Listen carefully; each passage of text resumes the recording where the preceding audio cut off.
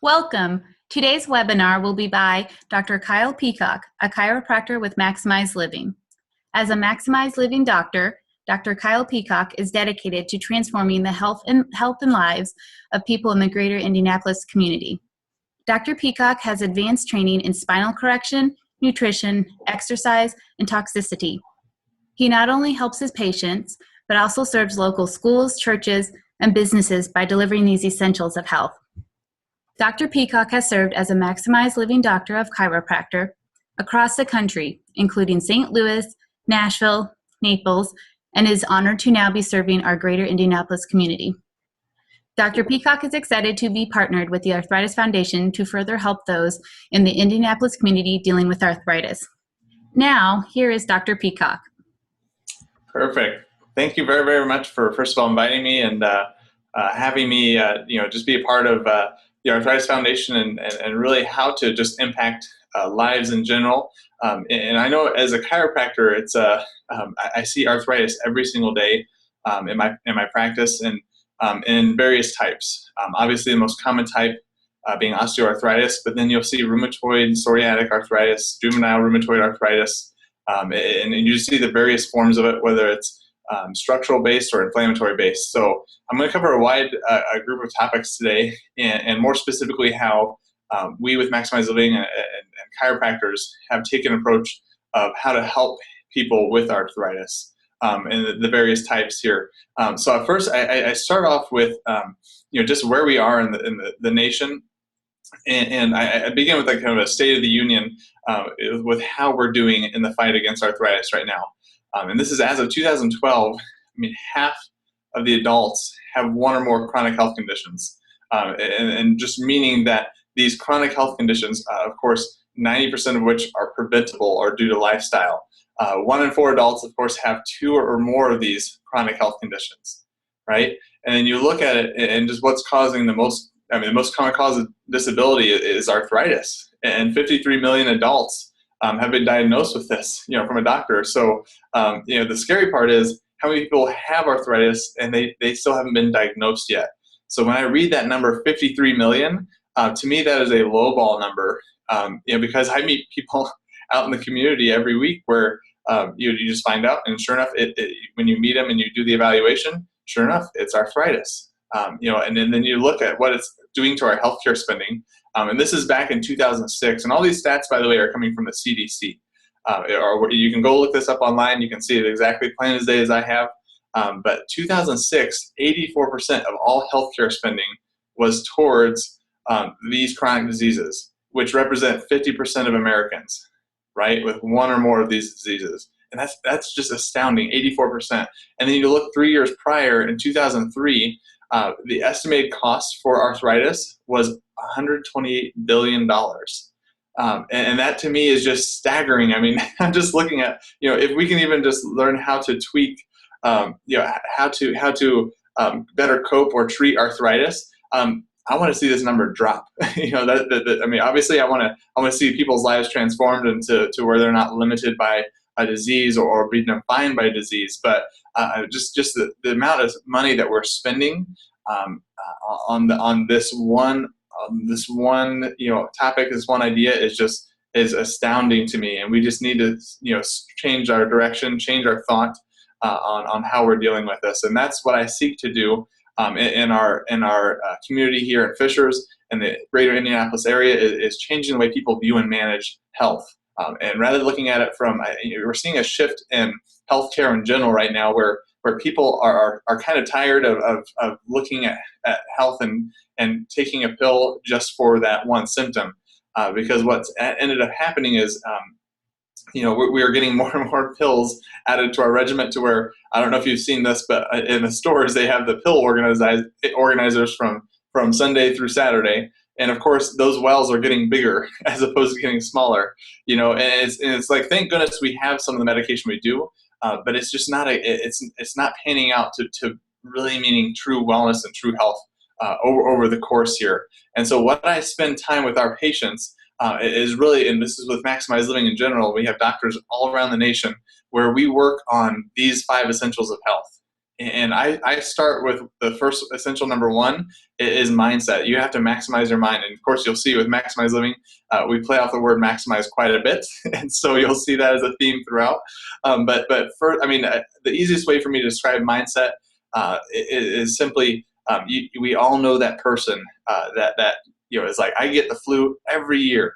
I always get sick, or I always fail, or I always do this. And then lo and behold, what ends up happening, right? They fail, they get the flu, they get sick. They're the negative Nancy's out there, right? And so it's unbelievable when you look at the research and what that actually does to your neurology and to your physiology. When you start to think negatively, it will start to prepare the body for negative responses.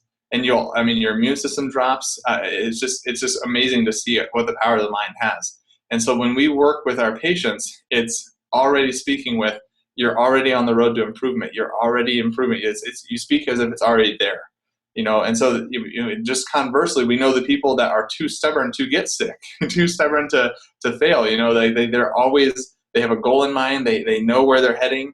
And when people know that their mindset's in a positive direction, conversely, their body will prepare themselves for that physiology. They see. You can just see with the reticular activating system, it prepares the body and the physiology for success. And so that's why it's number one, because I can't work with anyone that doesn't have a positive mindset or doesn't see themselves getting well ever, right? Now, essential number two, I'm going to spend some time on this today, is maximizing your nerve supply. We're going to talk heavily about the nervous system and how our spine plays a role in that. I'm also going to talk a little bit about maximizing nutrients today. Of course, your healthy nutrition. There's been more and more of a shift. It's probably one of the most popular topics I see today. Is about how we're eating and what should we be eating or what shouldn't we be eating. And it's gotten down. You can go out and you can look, and there's probably 200 plus diets out there today on what they have the right answer, right? And you can go follow that to your heart's content. But we try to explain it in such a way that it's designed to where it's as simple as possible, and so patients can get the best results. And as it relates to arthritis, I want to really spend some time on that today, on what you can do to either help improve arthritis or help prevent it from beginning to set in your life. And essential number 4 and 5, maximizing oxygen and lean muscle mass. Essential number 4 is simply just how to exercise properly. And I will say this because we're not going to spend a lot of time on it today. It moves away from these very long, drawn out exercise sessions. When people go into a gym, typically you see half the gym is cardio with treadmills, and then the other half the gym is free weights. And the easiest way I describe it is, I want the body working with the right hormones to burn fat and to really create lean muscle mass and drive oxygen into the tissues, because disease does not like oxygen, and typically, and just a general rule of thumb. And so I want people lean like a sprinter, as opposed to obviously a couch potato or you look at some of the marathoners and they're very, they have muscle wasting.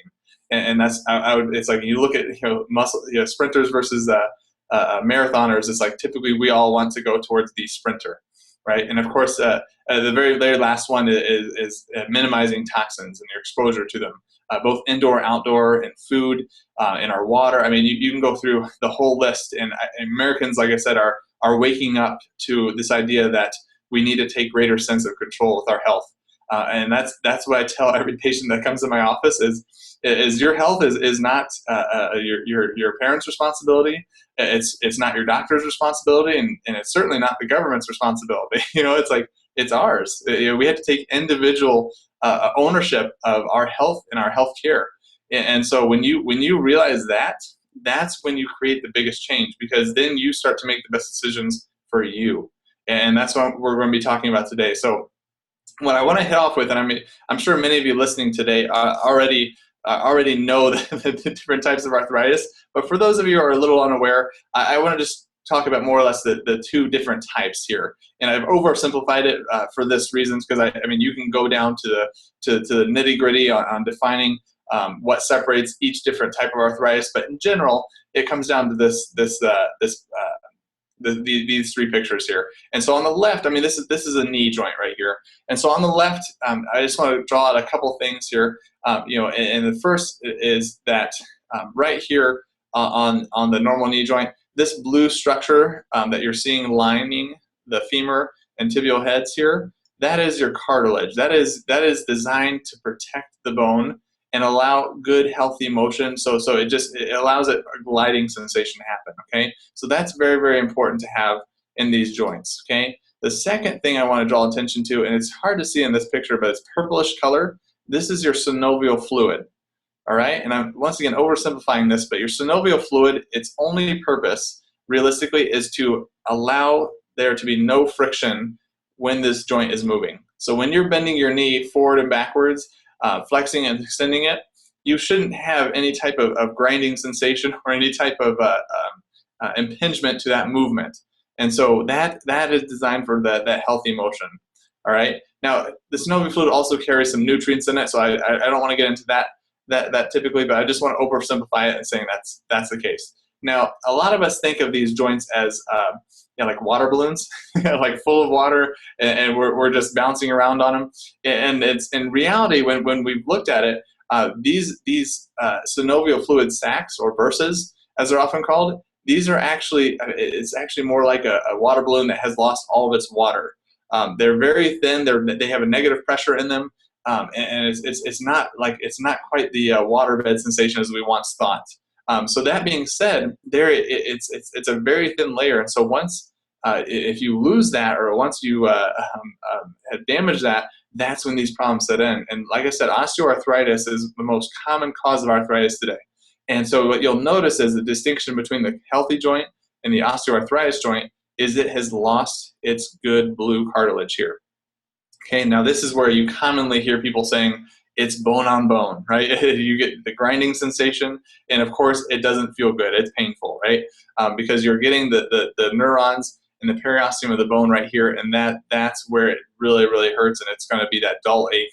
It just doesn't go away. It typically gets worse with activity, right? And so what you'll notice is that the joints is just, I mean, you can see in the structure here that the bone is very rigid. You'll start to see the osteophytes will start to grow off, and you'll really start to see just a nasty picture of what this will do. And of course, you get that grinding sensation because you have lost that cartilage, which is that healthy gliding motion that you should have. Okay. Now, this is from wear and tear or injury, or I see this a lot with anyone that does a lot of walking, running, or sprinting. Imbalance, from your posture. When someone says, "Oh, I have a bad knee," it cracks me up. So their left knee is the one that's bothering them, and then I ask, well, why is that? And they respond to me, "Well, it's old age." I mean, my immediate response is always, "Well, how old's the other knee?" Because it's feeling just fine. And so it's obviously something has happened to cause this problem in that left knee as opposed to the right knee, or something has caused that left knee to age faster, right? And so there is always a cause to this osteoarthritis. I mean, it's common for things to wear and tear as we grow older. I mean, you expect a little bit of that, but I mean, we were designed to live. Past 100. It's the things that we do that actually influence us and limit us on functioning. Past 100 here. And so when I look at a knee like this, it's surely come from an injury or a trauma in life, or unbalancing that's causing stress factors to certainly cause this here. Now, we're going to be spending some time today on rheumatoid arthritis, or in general inflammatory arthritis. And that's, I mean, the people I meet out in the community, these are the by far the hardest ones to work with, because it's not as simple as OA or osteoarthritis. I mean, OA is just it's take away the stressor, and oftentimes you'll improve the joint, or you'll improve how they feel. But on the right, inflammatory arthritis, you have, like rheumatoid arthritis, the immune system is literally attacking your synovial fluid right here. So what was once purple is now red, and that is where that whole area is inflamed. And of course, you feel it. It's really stiff in the morning.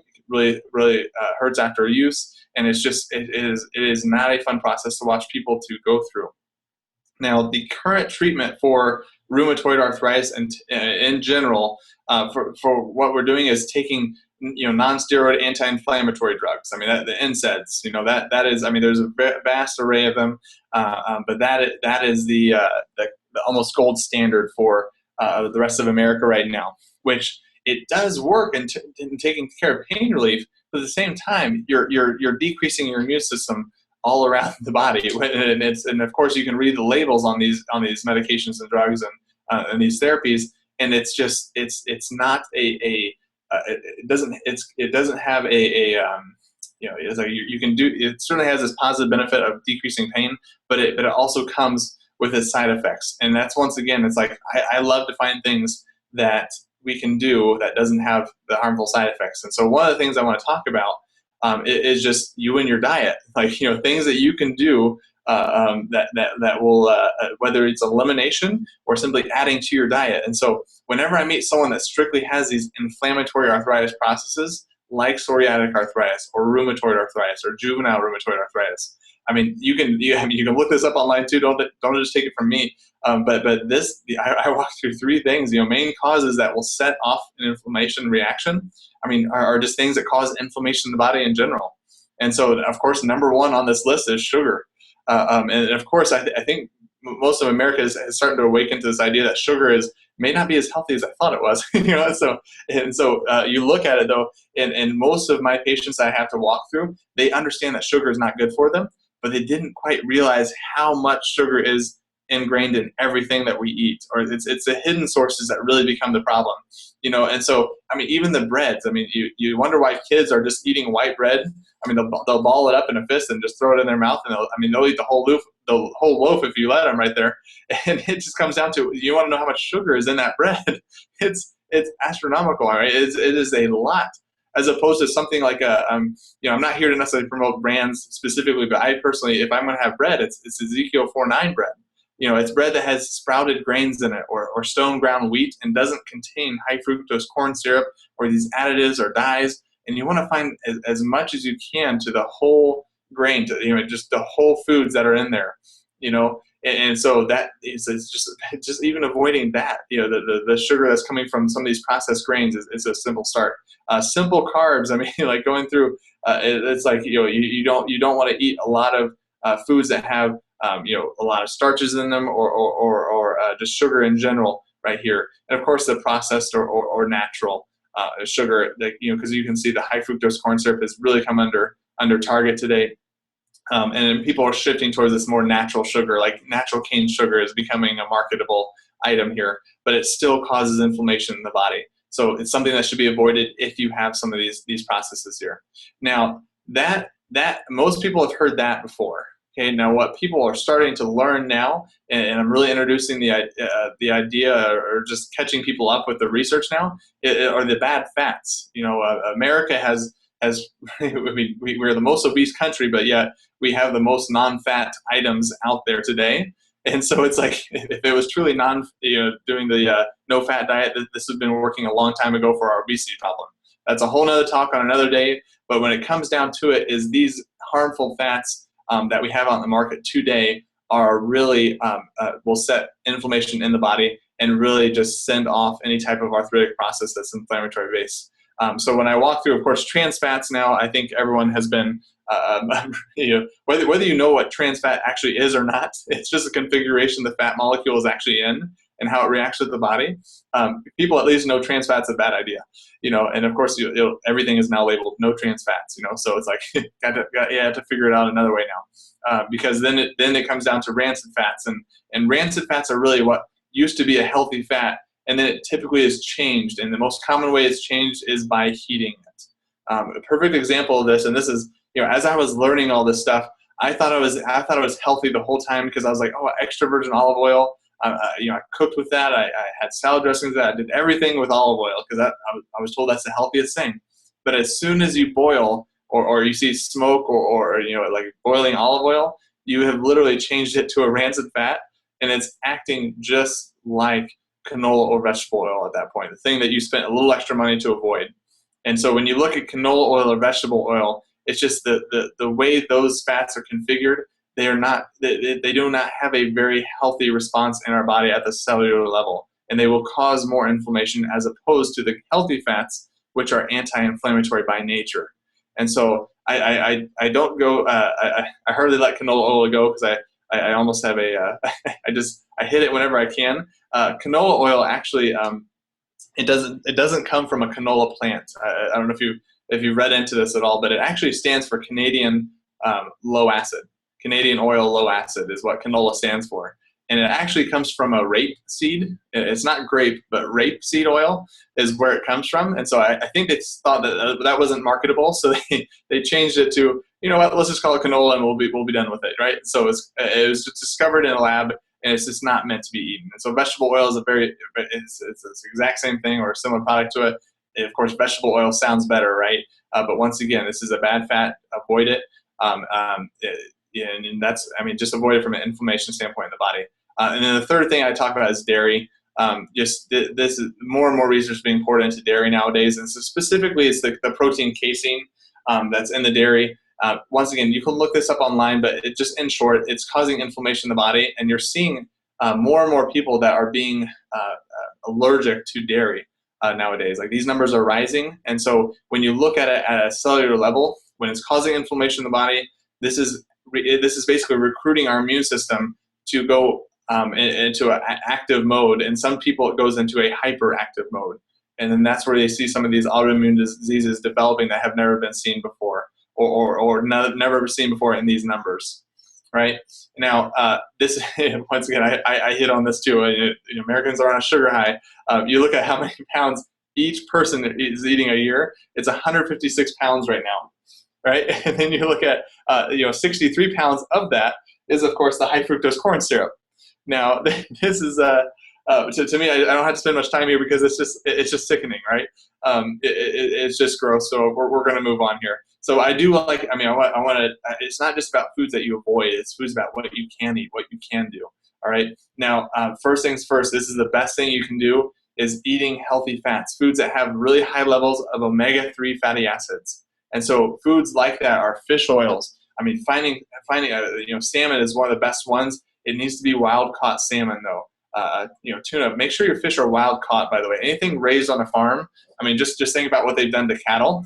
Some of these cows that I'm going to pick on McDonald's and Burger King and all the fast food chains.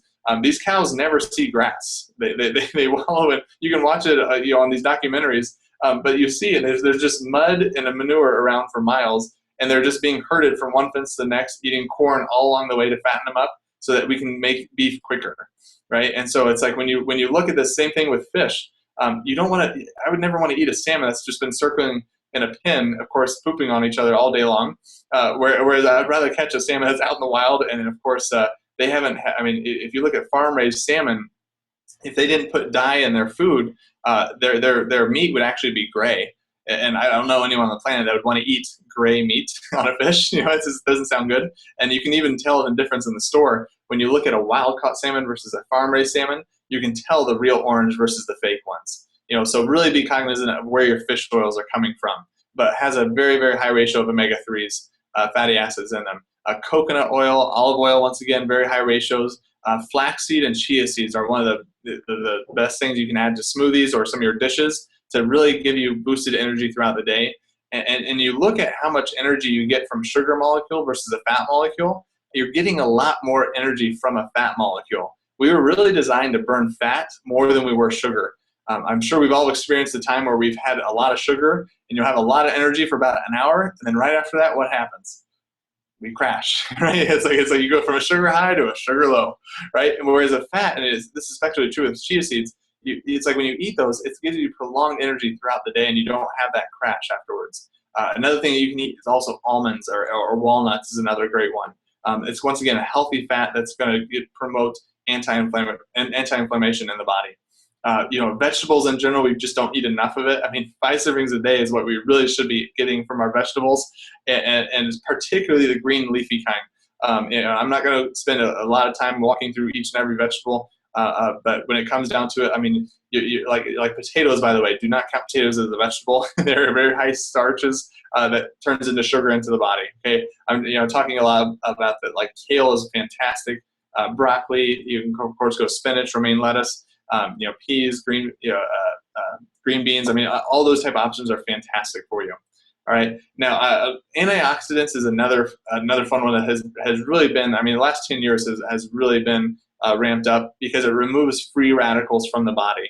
right? And so there's natural ones, there's things we get in our diet, as well as things that our body naturally produces. And so, free radicals are, in short, little chemicals, little molecules that basically have a reactive subgroup on them that basically damages any cell or any molecule they come in contact with. And so we basically don't want free radicals in the body. So what you want to replace that with is antioxidants. So I'm trying to simplify everything for you, here. And so the number one probably the boost to boost your antioxidants is just having berries. A lot of fruits. I'm all for fruits, but some of the fruits like bananas have really, really high sugar, fructose content in them, and they really spike your blood sugar. So once again, if you're trying to limit your inflammation, limit that. Okay, because berries has they're loaded with antioxidants, loaded with these good nutrients, but they do not spike your blood sugar as high as some other fruits. So wonderful to eat. Of course, green tea, as opposed to black tea or coffee in the morning, is fantastic for antioxidants. And then, of course, if you're going to supplement the vitamins A, C, E, and selenium, easy way to remember this is just ACEs, right? If you can see the spelling right here, you'll know that those are always anti-inflammatory. But once again, some of these vitamins, particularly A, it is a fat-soluble vitamin, meaning you can overdose on it. So please consult someone before going and overloading yourself on these vitamins, okay? Vitamin C, however, is water-soluble. You could take the whole jar, and the only thing you would do is have really expensive pee for a little while. So it's like, but once again, do it within moderation. Don't overboard on this, thinking that you're going to really combat this inflammation by taking more of it. All right, and then the last thing is turmeric, and this has really been a hot topic today. If you've been following some of these, I follow Mercola a lot, Green Med Info, just kind of a daily natural news and what's going on in the world. And turmeric has been fantastic, and I'm going to talk a little bit about that a little later here, and share with you what I've read.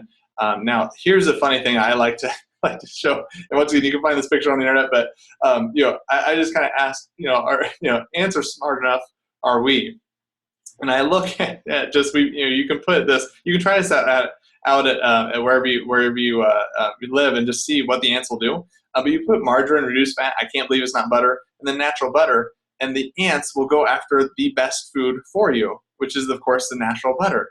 And it's because it has the healthiest fat content. They gobble it up. The only ants that went away to the margarine over here, they looks like they drowned over here. So it's like, I won't say margarine kills you, but it does the ants apparently. So all the ants over here are much, much happier. So I like to have a little fun when we do this.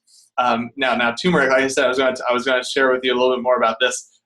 It's a spice that you can eat, but you can also find turmeric at your health food stores, and it comes in a encapsulated form. And so this is the kind that I would really supplement with if you're looking to do this. But this is, once again, you can go find these research articles, but it has been found to be more effective than ibuprofen at treating joint pain, right? Now, why aren't we seeing this on the nightly news or all posted everywhere? The simplest answer I can give you is it's hard to put a patent or market a spice. You can't quite own a spice. So there's no money to be made in turmeric here. Or at least not yet, as the companies have seen fit. It's like where they have a lot of money invested in ibuprofen, and so it's like. But I have patients that take turmeric in the office, and they've noticed a vast increase in its effectiveness, and they don't have to take these NSAIDs, the ibuprofen, the Aleve. And once again, it's just a more natural way to do it, and there's no harmful side effects that has been proven as of yet. And so, studies are ongoing, but it's looking very, very promising here. And once again, it's a natural spice, so it's like it's not something we made in the lab like ibuprofen. Now, the fun one was, and of course, this was posted on Green Med Info, and I posted the reference here down below. But the turmeric also beat rheumatoid medication. And I'm not even going to begin to try to spell some of these or try to pronounce some of these words, but it's a common NSAID used for RA, and it's the once again Cataflam, Voltaren, Aclonac. Once again, I'm a chiropractor. I don't prescribe medication, so asking me to try to pronounce some of these medications is another feat. But when I see this, once again, it's just like, what if you have rheumatoid arthritis or psoriatic arthritis? What could you be doing that could be a little better, a little more natural, and still getting the same results? That's what I always ask, and I say this to my patients. And I'm going to talk about this later. I don't treat osteoarthritis or rheumatoid arthritis or psoriatic arthritis. I just try to get your body to do the very best it can and function the way that you want it to. And that's often, I have yet to meet people that actually enjoy taking tons and tons of medication. It's like most people would love to be symptom free without having to take all these medications and altering drugs here. The last thing I want to talk to you about, like what you can do from a nutritional standpoint, or what you can do just for your body, is vitamin D. This is, once again, I posted these research articles. It has shown that taking vitamin D will lower the risk of developing RA, particularly in women. And once again, this is posted in Arthritis and Rheumatism. And so then the other ones, the researchers have also found that patients that had higher levels of vitamin D preserved more knee cartilage when they aged. Now, there's really three ways actually to get vitamin D. I'll start with the least effective, is through our diet, unfortunately. It's just very, very hard to get adequate levels of vitamin D through the food that we eat today.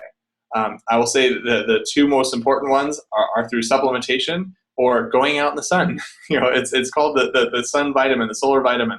Now, I will say this: if you live above the 38th parallel line, so when we're talking longitudes, latitudes here, which is about at Atlanta, Georgia, if you live north of that, if you're going into the winter, what the scientists have now learned is that if you're going outside in the winter thinking you're getting adequate sun exposure, you're not. So if you live north of that, you need, and of course here in Holman, Indiana here, it's like you need to take supplements and find a way to boost your vitamin D levels, right? And so that it's like that's what you want to do for moving forward. Now, I'm the same way. It's like if right now in the summer, oh yeah, go outside. 15 to 30 minutes, depending on your complexion. I'm very light complected, so 15, 20 minutes does it for me. And you need to have in the range of 40 to 50% of your body, your skin exposed. Please do not think that you're going to go out there in a hoodie and pants and shoes and gloves and think you're going to get vitamin D. It doesn't work that way, right? And this also comes in true with sunscreen. If you have sunscreen on, you're not getting the vitamin D that you need. Okay, and so I'm not going to go into the harmful whether to use sunscreen or not, but it's just we're talking 15 to 30 minutes a day depending on your complexion, and it's like you're going to naturally produce vitamin D that way. Now, what I want to really spend time here today is how I see patients improve, whether it's osteoarthritis, rheumatoid arthritis, juvenile rheumatoid arthritis. You can see case studies, but it really centers around the nervous system. For this reason, because your brain controls every single function in your body, and I simplify that down to just we know the brain is the master control center, right?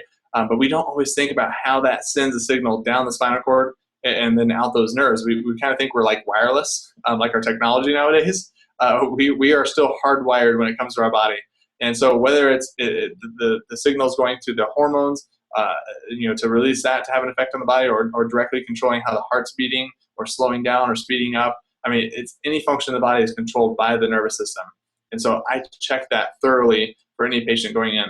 The human brain, it's interesting because, of course, it's the most important organ in the body. So it literally takes twice the amount of energy than other cells in the body to run it. More so specifically that it only runs on specific molecules, glucose molecules. It's not only does it take more energy, but it requires very specific energy. So this is like your high performance car needing the high octane fuel as opposed to the low stuff that most of us get here. Of course, it weighs about 3 pounds, and if you look, just the number, it's 100 billion neurons or cells in the brain. Super complex here. And when you're young and your brain's developing, it's multiplying at a rate of 250,000 neurons a minute. That is insane how fast that's working and how complex this is once again. And so, and this is where I love to hash this out, and I'll show you a few pictures here. But it's literally the first system to develop in your body out of all the systems in the body, just because it controls everything else. So you kind of need to create the control center before you move anything else in the body. And then, of course, you look at it, and just like I said, not only does it control all functioning, but it controls healing, and that's where I get to see people. I just remove interference from the brain-body connection, and all of a sudden people respond better. It's like I don't fix their pain. I just remove the process that was causing that pain to begin with, and they heal themselves because the brain already knows how to function. It just needs it doesn't need help. It just needs no interference in that in that process. So I love this picture. This is a fetus right here. And what you're looking at, of course, you can see the little arms, little legs coming out in the head. You can get a sense of like, where this baby will be. But what you're looking at is the spinal cord. There's no spine yet. There's no heart, lungs, organs yet. It is literally just the spinal cord.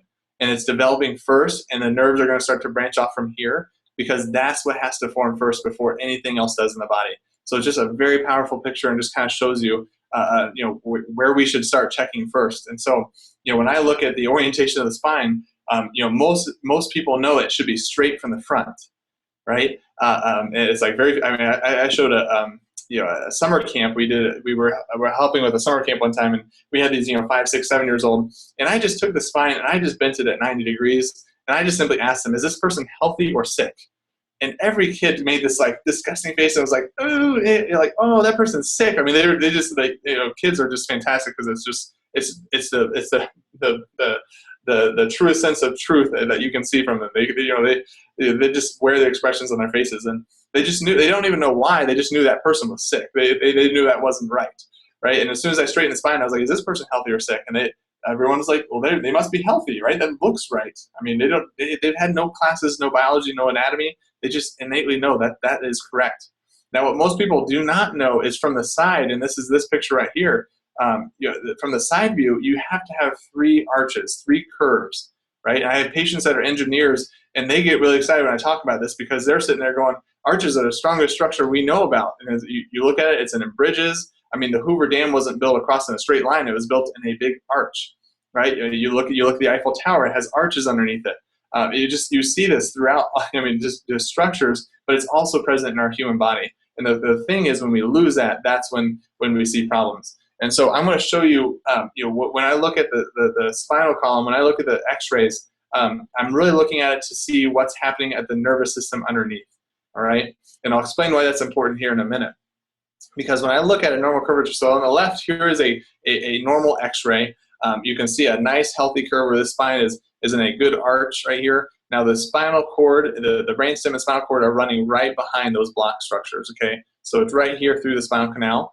Now what this picture on the right is literally a cutaway of this area. So you can clearly see this white structure is the spinal cord. And it's never designed to have any weight on the front side of it here, okay? So you should always see a clear black space here on these pictures, okay? Whenever you have pressure there, that's when you start to develop stress on the nerves, and that creates dysfunction in the body, all right? And so the other thing I want to just simply point out here is just how little of space there is for this nerve tissue to go through. And it's designed to be at a curve like this. If you lose that curve, you're going to see what's going to happen to the spinal cord here in a second. Now, I'm walking you through the phases of degeneration. You can get married to these numbers, phase 1, 2, 3, 4.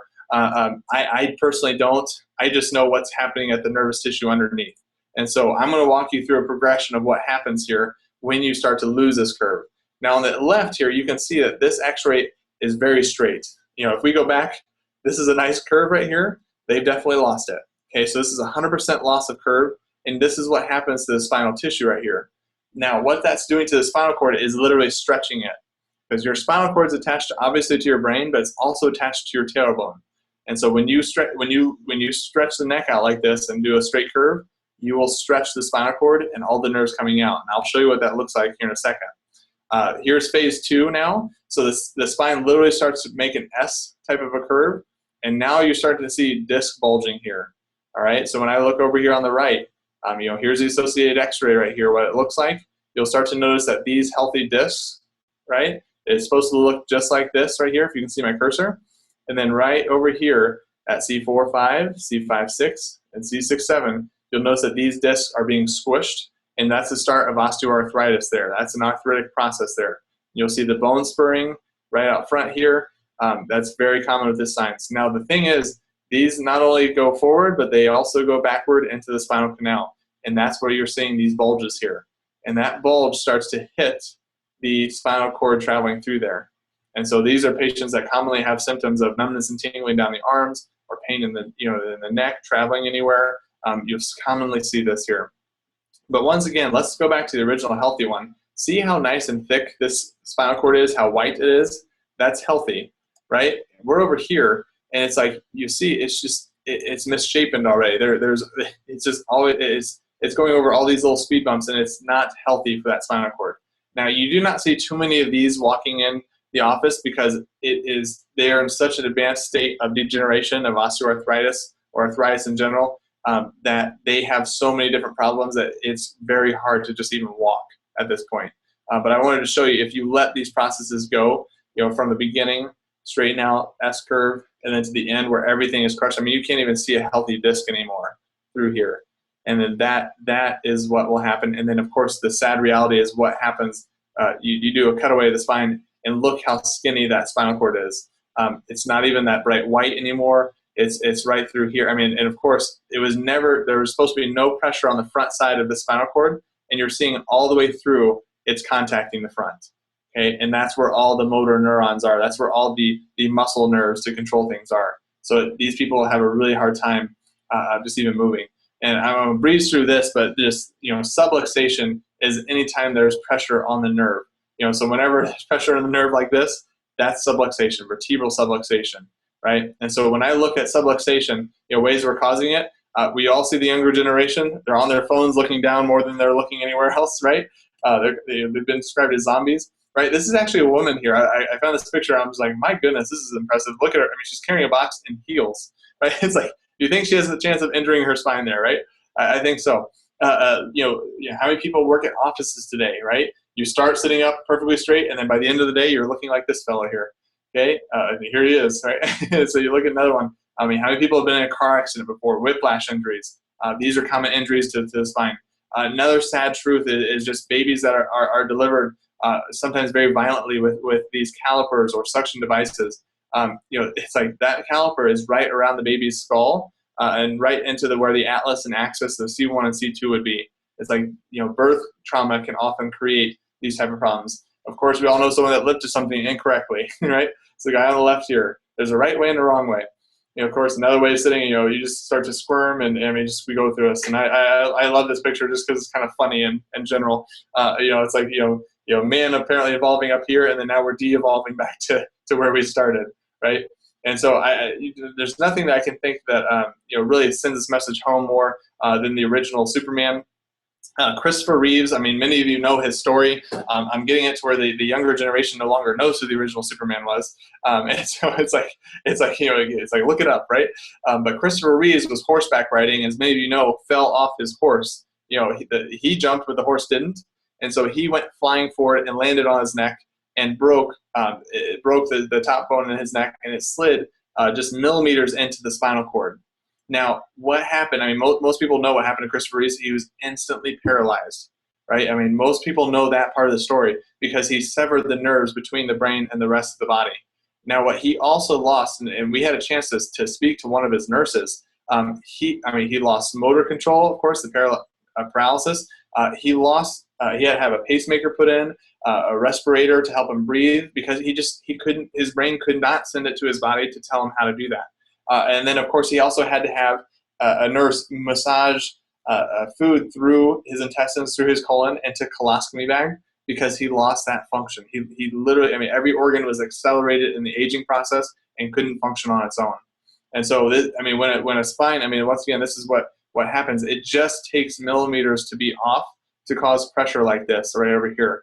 And, of course, this is another CT showing the spinal cord, how much pressure is there at that point. And this is, someone's neck that might show that right here after a car accident, where the neck is literally curving the wrong direction. This is not straight. This is the wrong direction that's supposed to be going in, right? And this is what's happening here at that level.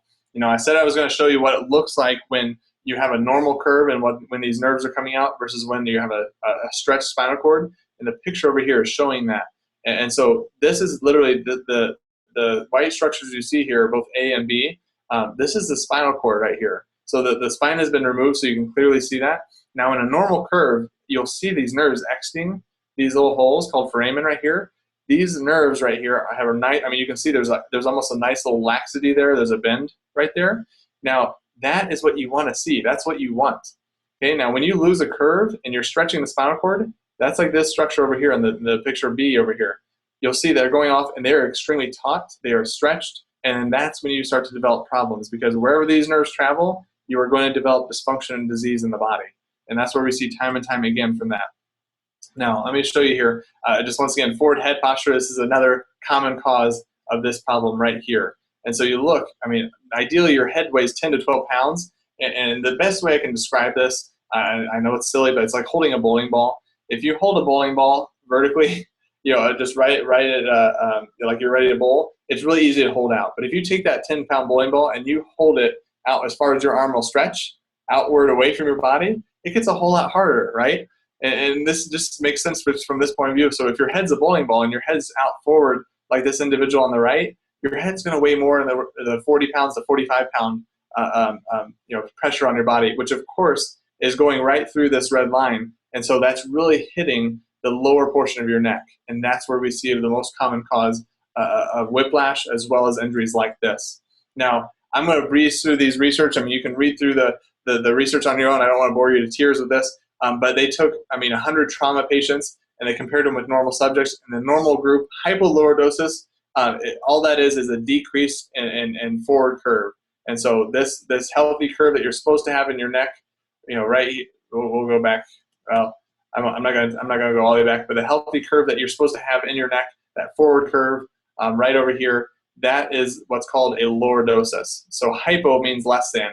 So in a normal group, no trauma whatsoever, only 4% had less than a normal curve, right? In the trauma group, though, 98% had this issue where they lost their normal curve, right? Now the thing is, when you look at it, the normal group, only 2% had disc herniations in their neck, which of course they didn't feel anything.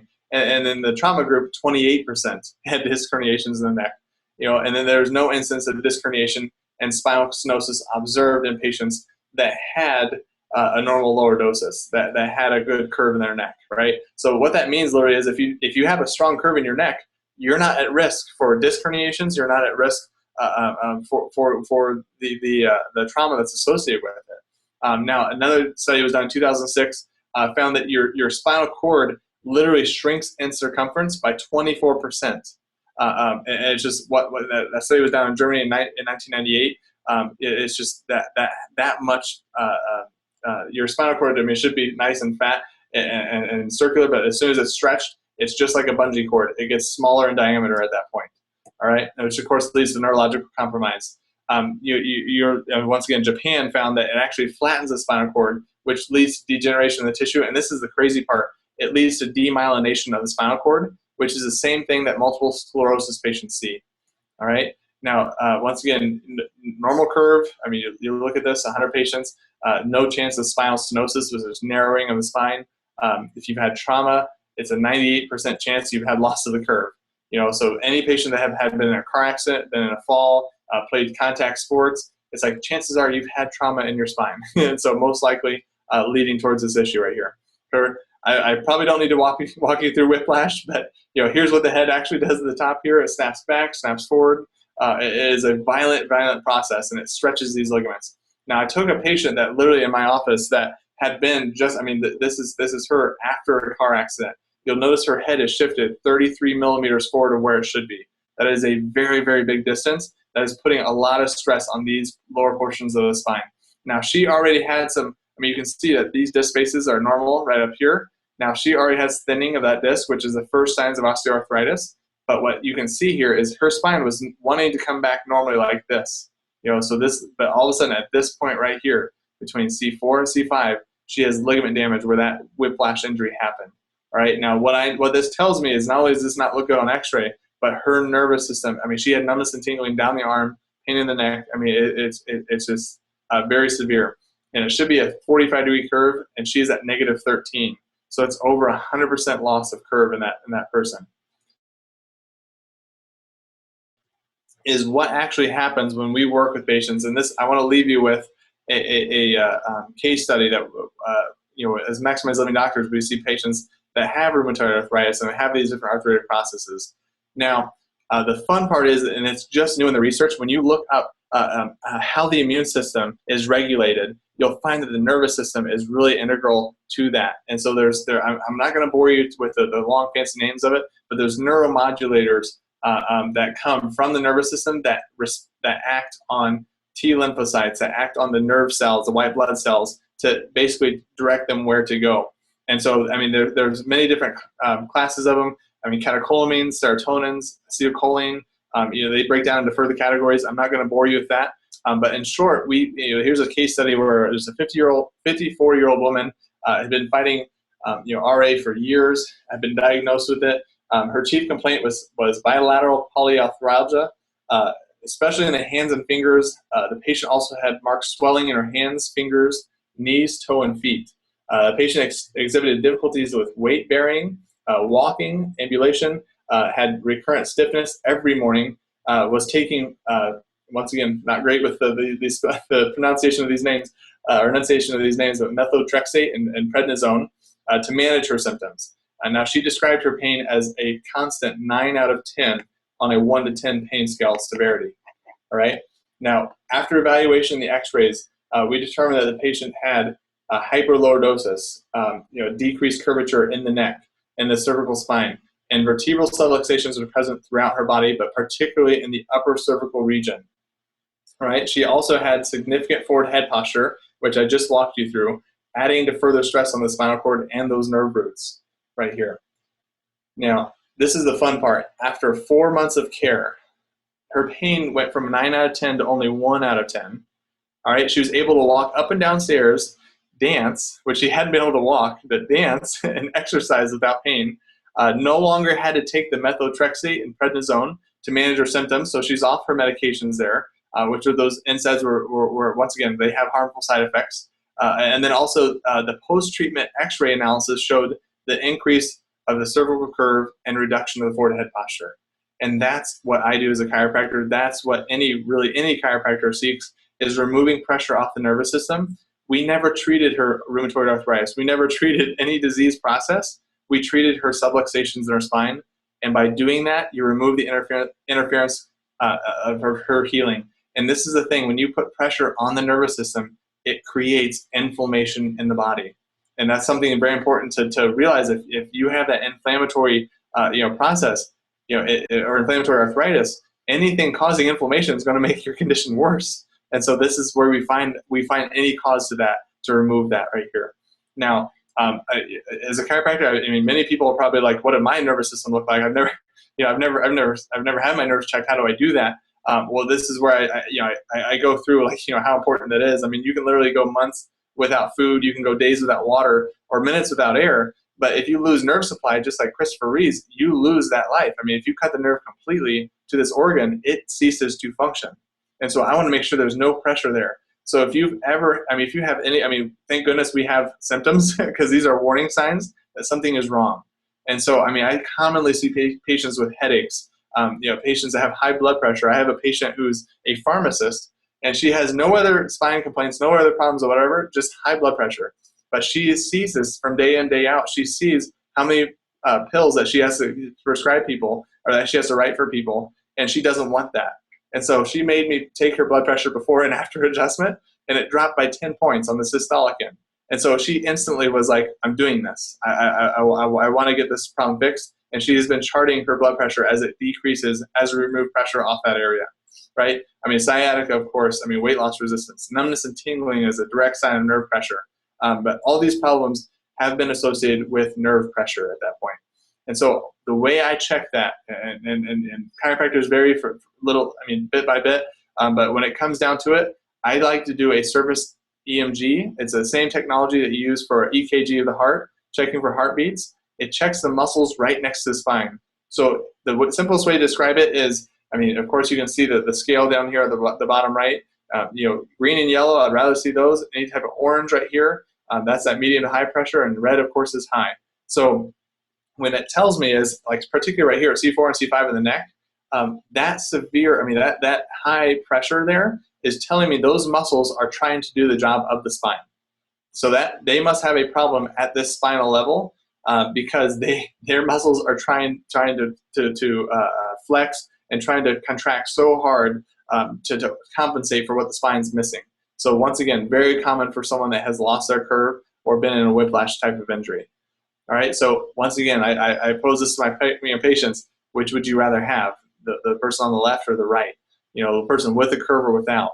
And so after knowing this now, this is where people are like, I want to look like this one right over here. And that's where I see it. So once again, I like to do, here's a person on the left right here. Here's a scan, of course, a lot of red, right? And then X-ray on the left, okay? After treatment, okay, very, very similar to our patient that had rheumatoid arthritis. You'll see that a lot less muscle recruitment, so a lot less muscle imbalance. And of course, there's less nerve pressure on the tissue shown by X-rays right here. And so, whether you're here in Indy and want to come see our office, you can certainly get in contact with us. We'd be happy to check you. We do the first visit is always starts with an exam, complete history, consultation. I want to get to know you as a person. We do a surface EMG study to see if there's any pressure on these nerves. And then if we need to take X-rays, if it looks like there's areas of trauma or areas that subluxation may be present, pressure on these nerves, that's when I take an X-ray to take all the guesswork out, so I know exactly how to help you. But just like whenever I do a talk in the community or events in our office, when people have never been to a chiropractor before or never had their spine checked, there's no better time to check, even if you're not feeling any symptoms. It's just to make sure, like, when would you want to know if you had a nerve problem? Like before a problem happened or after it happened, It's like most people are like, yeah, I would want to know before. And that's why I just give an open opportunity for anyone to do that, listening to this. We will help you. Even if you want to call in and you're not around the area, we will find a doctor near you. I'm very, very, very open to, it's like I want to make sure you as a patient or as a person get the care you deserve. It's not about me in the office. It's about the person that you need to be or absence of symptoms that you have, and make sure you're functioning, healing the way you're supposed to. So with that, I'm going to bring this to a close. And once again, if you have any questions, feel free to send them my way. I'll be happy to answer you or talk to you with you through it. But thank you very much for this opportunity, and God bless.